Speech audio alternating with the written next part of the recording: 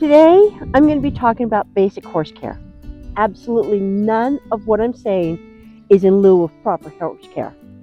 We're in early October, so the horses are starting to fuzz up just a little bit. This is Samson and his sister Pyrite. Pyrite was supposed to be a Palomino, but she came out a chestnut, so we named her Pyrite, Fool's Gold. They're kind of an unusual pair. They are the fourth generation from my first horse I got when I was 12 years old. So all of their bad habits and problems are my fault. A lot of the fault lies in that I was really bad at choosing stallions. I chose a lot of them that didn't have good temperaments. When the Spaniards first arrived in the Americas on horseback, the natives didn't know what they were. They had never seen a horse before, and they thought that the person and the horse were one creature. You should strive to become one with your horse. I used to work with a large animal vet, so we would very often arrive at a ranch and the corrals weren't clean and the water tubs were disgusting. Not only is this unhealthy for your horse, but it tells the vet how you take care of your animal. One of the very few superstitions I allow myself is if my corrals are clean and my water tub scrubbed, the vet won't need to come out. Like most superstitions, it is based in fact. Clean corrals attract fewer flies, which can carry disease, and scrubbed water tubs provide cleaner, healthier water. I get irritated when I see articles written on an easy way to keep your water tubs clean is to just put goldfish in them. I ask you, would you like to drink water that a fish has been pooping in? I wouldn't. I don't want my horse drinking it either. I'm not going to get into what to feed your horse, as that has a lot to do with the kind of work he's doing. I understand that sometimes we don't have as much time as we'd like to spend with our horses.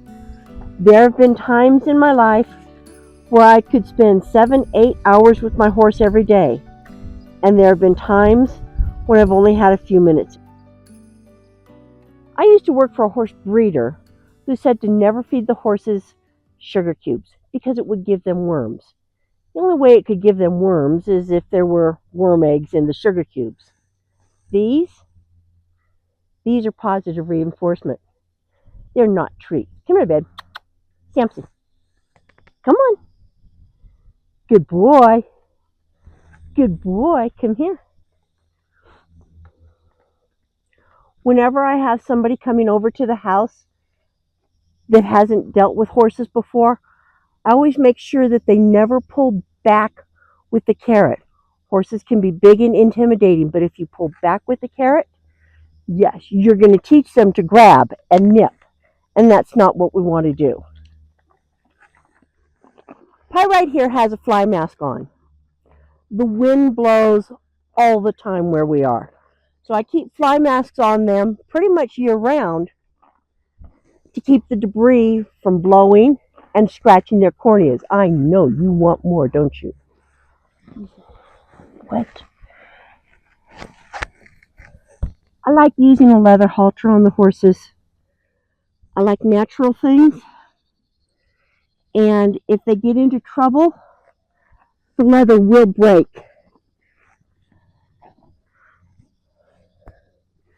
Which is really what you want it to do if there's a problem.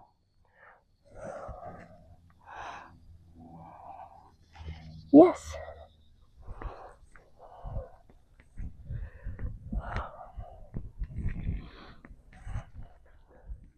Grooming is part of the daily care that you should give your horse. It doesn't take much time. You can do it while they're eating their breakfast or dinner. But it gives you a chance to find small little things, little cuts, scrapes, before they become a problem. Okay.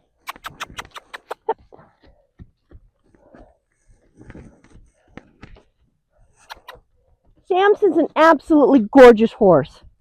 I love to watch his mane and tail flying when he runs.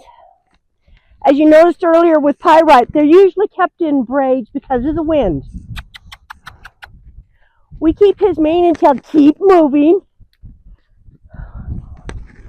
looking gorgeous with mane and tail products by Straight Arrow. Thank you, Colin. My daughter and I used to go to a lot of horse clinics given by big name trainers. And a lot of those horses there, most of their problem was simply that they didn't get out of a box stall often enough. I had to board my horses for a very short time, but I made sure that they got out every day. On the opposite end of the spectrum, I knew somebody that rode their horse every day for several hours. She was an endurance rider. Now, I'm not talking about like a cow pony that goes out, works, and has some rest time. These were miles and miles up and down hills day after day. So we were at a particular endurance ride, and this horse reared up, fell over backwards, and laid down on top of her. The horse was basically saying, I don't want to do this, and I don't want you on me. She sold the horse that very same day. The people that bought her, they put him in a yard for a year and didn't touch him. After that, he became a fantastic endurance horse. You need to give your horse some variety, other things to do. If you have a roping horse, just take him out on the trails. If you have a trail horse, teach him driving. If you have a driving horse, how about some jumping? And you can always just teach them some tricks. They don't have to be good at everything. Just give them other things to do to engage their mind. All right, so let's get back on topic. Spending time with your horse is going to tell you a lot as to when he's off, when you need to call the vet. So come on in here a little bit closer. We're going to start off here. And we're going to look at his gums. And we're looking for a nice pink color. If it's pale or muddy or blue, these are things that cause a great deal of concern. One of the other things is capillary refill time. You should push your finger on their gums. It's going to turn white for just a barest of a split second and then turn back pink.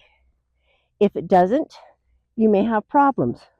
While you're in there, you can feel just some mucous membranes.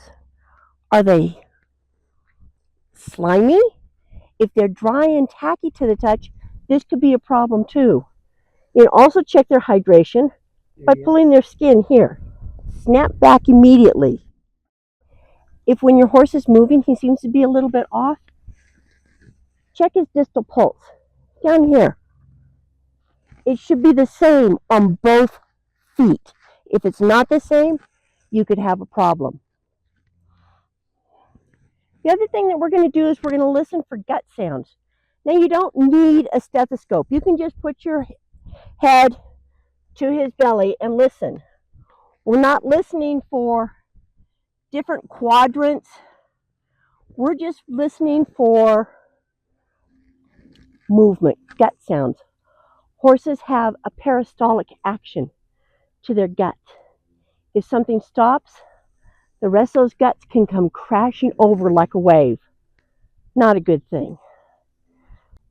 If your horse does not have really good gut sounds, we're not eating right now, you can try massaging his belly. Be warned, he may kick. If he's got colicky problems, this is going to hurt. Not hurt, but not be as comfortable. So what are we gathering all this information for? We're gathering this information for a couple of reasons. To know when you need to call your vet. When you call your vet, you can give your vet all of these parameters. This will enable your vet to triage your horse and know how soon he needs to come out. It will also tell your vet that you're a horse owner who knows how to take care of himself. So when your vet leaves information on aftercare, it's going to be followed through. You would be surprised at the number of ranches that I've gone to that people don't even know how to put a halter on their horse. Sand colic can be a big problem. Sand colic is usually when the horses pick up some kind of dirt and debris when they're eating. Our horses live on a dry lot. They eat out of a bathtub. A lot of their hay ends up on the ground, so they are very prone to sand colic. I do a prophylactic regime of once a month for a week. I do a psyllium product to clean all the sand out of their intestines before it becomes a problem. I like Equerry's Sandmaster. None of the things that I've told you here today are meant to be taken as veterinary advice. It's just better to call your vet sooner than later, and some of the things to look for. All of what I've said is just my 55 years of experience having horses. I hope that the information that I've given you today has been helpful. If you have any questions, please give them in the comments, and thank you for watching Our 2-Acre World. And remember, you don't get old when you stop riding horses. When you stop riding horses, that's when you get old.